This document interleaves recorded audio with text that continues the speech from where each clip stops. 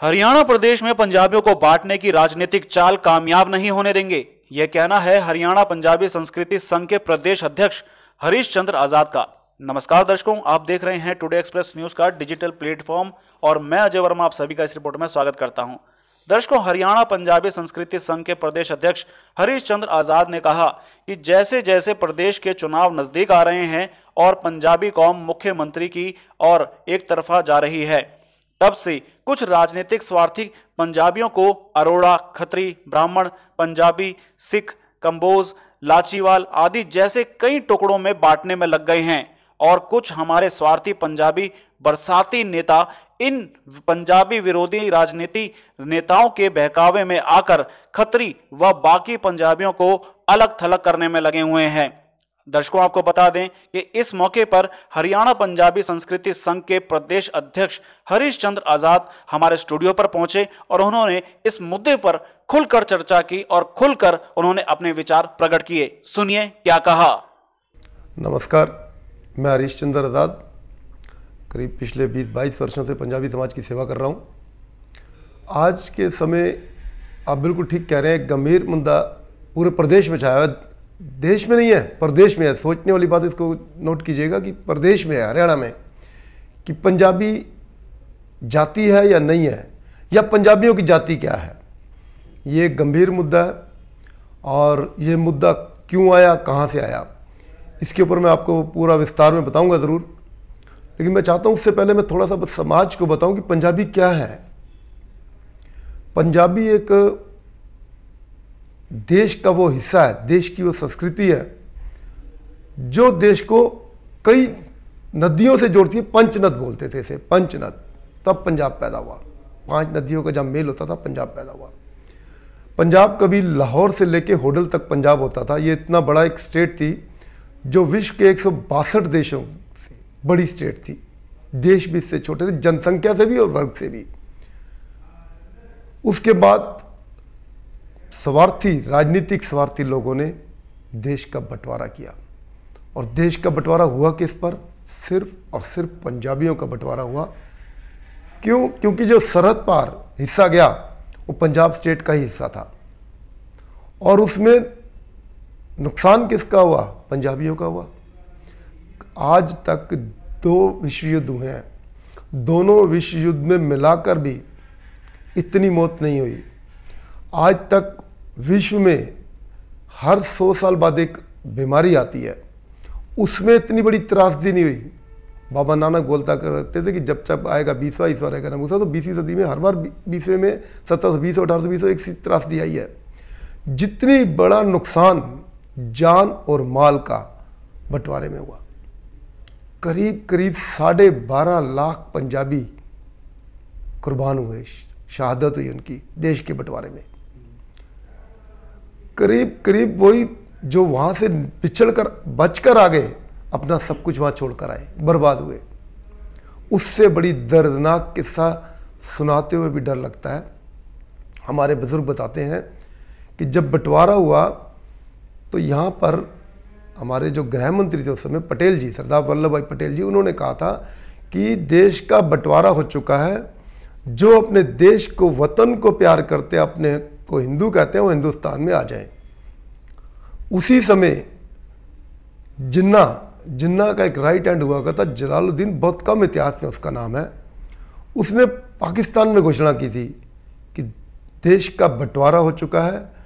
जो लोग यहाँ रहना चाहते हैं उन्हें यहाँ का धर्म अपनाना पड़ेगा या फिर वो वापस जाएं, लेकिन अपना सब कुछ छोड़ के जाएं। उसी समय हमारी जो बुजुर्ग थे उन्होंने सभाएं की, जितने भी थे, चाहे वो मर्दान बिरादरी, चाहे बनवाल बिरादरी, चाहे लाचीवाल बिरादरी, जितने भी वहाँ डिस्ट्रिक्ट थे, सब ने इकट्ठे होकर फैसला लिया कि हम अपने वतन को प्यार करते हैं, अपना धर्म नहीं बदलेंगे, हिंदुस्तान की और हिंदुस्तान की इज्जत के लिए हम अपने वतन को जाएंगे जो हमारे हिस्से का आया। तब उनसे सहन नहीं हुआ जलालुद्दीन से। उसने अपने लोगों को आगे, इनको लूटो, देखो कुछ लेके ना जाएं। दर्दनाक बात ये थी, धन नहीं लूटा, उससे साथ उन्होंने इज्जत लूटनी शुरू करी। हमारे बुजुर्ग बताते हैं कि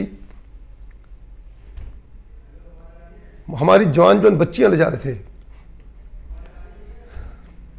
उन्होंने क्या किया, हमारे बुजुर्गों ने खुद कुएं भरे अपनी बच्चियों की लाश काट के अपने बच्चों की रक्षा नहीं करी, हिंदुत्व की रक्षा करी थी, देश की रक्षा करी थी कि इन बच्चियों पे अगर इज्जत पे हाथ आया तो देश की इज्जत का सवाल है। उन्होंने अपने बच्चे अपने हाथ में काटे, बंटवारा हुआ, हम आए, बिछड़ कर आए, लेकिन हमारे बुजुर्ग बहुत ज़्यादा मेहनती थे, जिन्होंने अपने दम पे अपने समाज को, ना सिर्फ अपने समाज को खड़ा किया, आज पंजाबी बिरादरी अपने पांव पे खड़ा होकर देश की तरक्की में, देश के विकास में सबसे बड़ा योगदान है पंजाबी समाज का।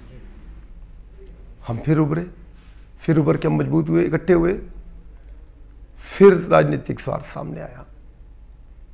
क्योंकि मैं अभी हाल ही में एक मुद्दा आया है, पंजाबियों को जातिगण जो सूचना में लेने के लिए, जाति जनगणना में लेने के लिए, उसमें भी बांटने की बात हो रही है। अभी हाल ही में एक फरीदाबाद में भी एक चौथा सम्मेलन हुआ पंजाबियों का, ओल्ड फरीदाबाद में, आप भी उसमें थे।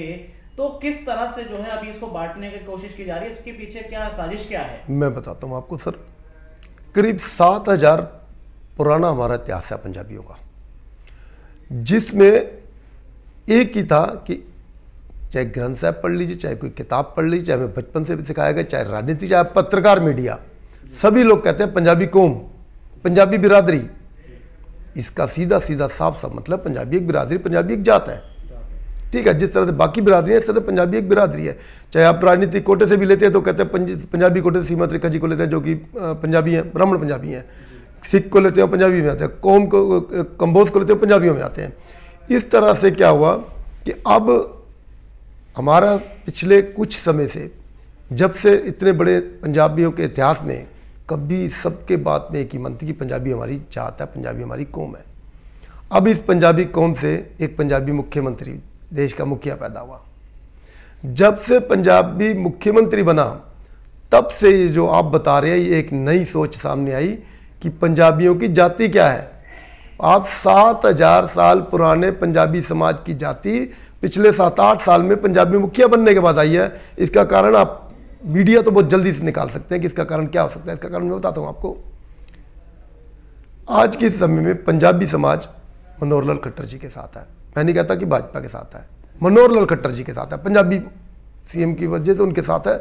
हर इंसान अपनी कौम से प्यार करता है, लेकिन खट्टर साहब फिर भी सभी बिरादरियों को साथ लेके चल रहे हैं। आज पंजाबी वोट अगर एक तरफा जा रहा है, जो 30 से 35% हरियाणा में है, तो बाकी पार्टियां कैसे राज कर सकती हैं? आप सोचिए, कैसे कर सकती हैं?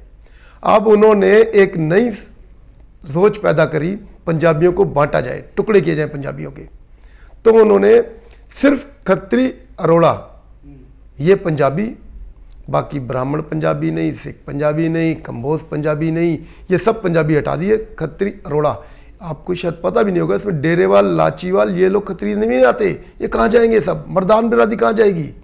इन्होंने इसके नई एक चीज निकाली। आपको मैं बहुत बड़ी बात बताता हूँ। खट्टर साहब के सीएम बनने से पहले आप मेरे को प्रदेश में कोई भी एक खत्री समाज की सभा बता दें। ये वर्ल्ड ही तभी पैदा हुए। खत्री समाज हमारे समाज का, पंजाबी समाज का इंजन है। हमारा मान सम्मान है खत्री समाज, जिसके हम सारे डिब्बे हैं। बाकी बिरादरियां, बाकी जो है क्या, जैसे हर एक में अलग अलग कास्ट होती हैं, कास्ट के अंदर क्या होते हैं, गोत्र होते हैं एक्चुअली ये। तो पंजाबी समाज में खत्री समाज हमारे पंजाबी समाज का इंजन है। और वो इंजन तभी कामयाब है, वो रेलगाड़ी तभी बनेगी जिसमें ब्राह्मण पंजाबी, कंबोज पंजाबी, सिख पंजाबी, लाचीवाल, डेरेवाल, मर्दान बिरादरी, ये सब इकट्ठी होकर चलेंगी। हम हमेशा शुरू से बोलते हैं कि पंजाबी समाज हरियाणा में 36% है। आज अगर हम खत्री अरोड़ा पंजाबी अलग कर लेते हैं, बाकियों को हटा देते हैं, हम वही जनसंख्या रह जाएगी हमारी 10-12%। तो ये हरी जी कारण क्या है, क्यों बांटने की कोशिश की? राजनीतिक साजिश, वोट बैंक।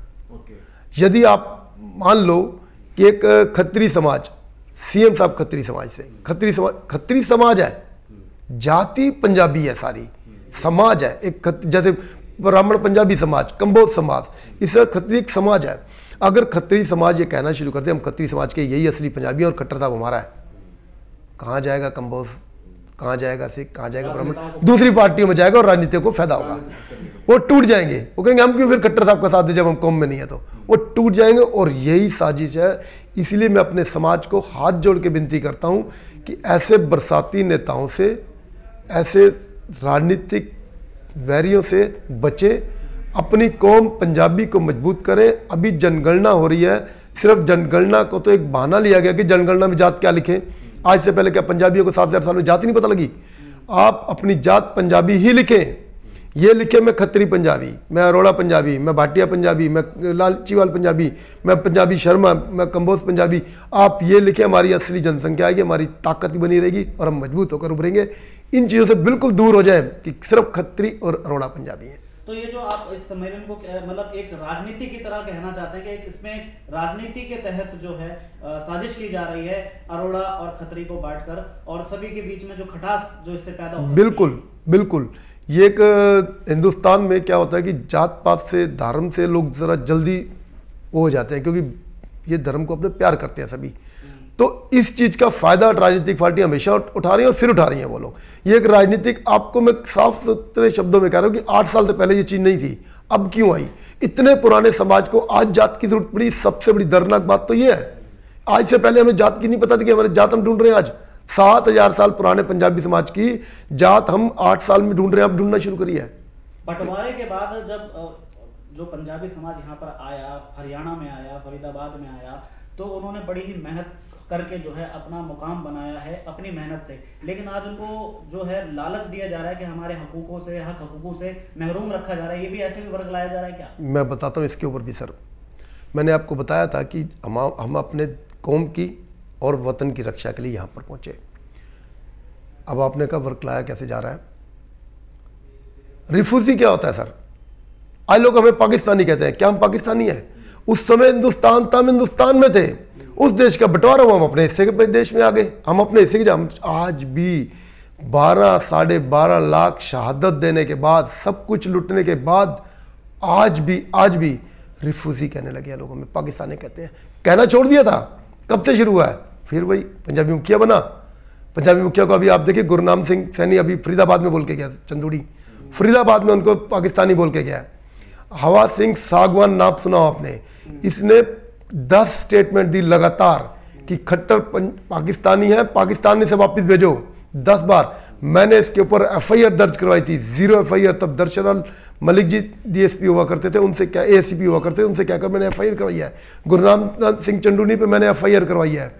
ये सब चीज़ें रिफ्यूजी, पाकिस्तानी, खत्री, अरोड़ा, पंजाबी को बांट दो, ये सिर्फ एक राजनीतिक चाल है, क्योंकि इनसे पंजाबी मुख्यमंत्री सहन नहीं हो रहा और ये हत्या नहीं पा रहे इस कुर्सी को बाकी पार्टियां। इस इंटरव्यू के अंतिम तौर पर पंजाबी समाज को क्या संदेश देना चाहेंगे, किस तरह से एकजुट होकर रहे? हाँ, मैं पंजाबी बिरादरी से हाथ जोड़ के अपील करता हूँ, अपनी बिरादरी को पहले तो बांटे नहीं और बांटने वाले लोगों से दूर रहे।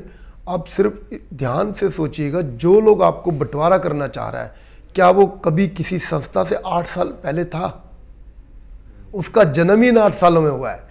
जो समाज की सेवा 20-20 साल से, 25-25 साल से, 30-30 साल से कर रहे हैं, अगर वो एक भी व्यक्ति आपको नहीं कहेगा कि सिर्फ खत्री अरोड़ा पंजाबियों, कहेंगे ये हमारे भाई हैं, हम सब पंजाबी हैं। मैं फिर वही एक बार कहता हूँ, सिर्फ लास्ट में यही संदेश देना चाहूँगा, खत्री अरोड़ा हमारे समाज का इंजन है। बाकी पंजाबी, ब्राह्मण, सिख, कंबोज, डेरेवाल, लाचीवाल, मर्दान बिरादरी, ये सब इनके डिब्बे हैं और ये डिब्बों से एक ऐसी रेल प्रदेश में चलाओ, ऐसी प्रदेश में चलाओ कि पंजाबियों की चढ़ती कला रहे। बहुत बहुत धन्यवाद हमसे चर्चा करने के लिए। दर्शकों, अगर आपको यह वीडियो पसंद आई तो वीडियो को लाइक और शेयर करें, वहीं टुडे एक्सप्रेस न्यूज के YouTube चैनल को सब्सक्राइब करें। और अगर इस वीडियो को Facebook पेज पर देख रहे हैं तो टुडे एक्सप्रेस न्यूज के Facebook पेज को लाइक और फॉलो जरूर करें, ताकि आने वाली वीडियो की अपडेट आपको मिलती रहे। आप सभी का इस वीडियो को देखने के लिए धन्यवाद।